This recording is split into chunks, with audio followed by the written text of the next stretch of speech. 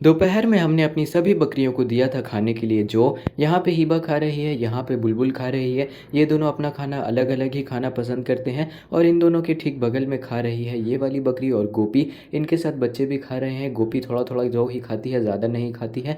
सब तो यहाँ पे है, मगर हिबा की बेटी यहाँ पे घूम रही है क्योंकि ये अभी कुछ खाती पीती नहीं है, बस अभी भी ये दूध ही पीती है। हम लोग इसको हिबा का ही दूध अभी भी पिला रहे हैं, कुछ एक्स्ट्रा नहीं दे रहे हैं।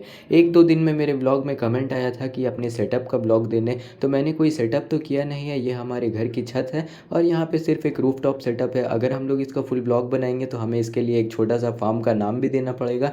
आप लोग हमें कमेंट में करके बताइएगा कि मैं अपने इस घर के सेटअप को एक फार्म का नाम दूं या नहीं, वो आप लोग कमेंट में बता देना। अभी तो मैं यहाँ बुलबुल का जौ समेट रहा हूँ एक जगह। इसको देते हैं तो ये थोड़ा फैला के खाती है। पानी तो इन लोगों ने दोपहर में ही पी लिया था, एक टब पानी तो हमारी बुलबुल ही पी जाती है। हिबा भी अपना खाना अब ख़त्म करने ही वाली है। आज के ब्लॉग को भी यहीं पे एंड करेंगे। चैनल को फॉलो करना मत भूलना।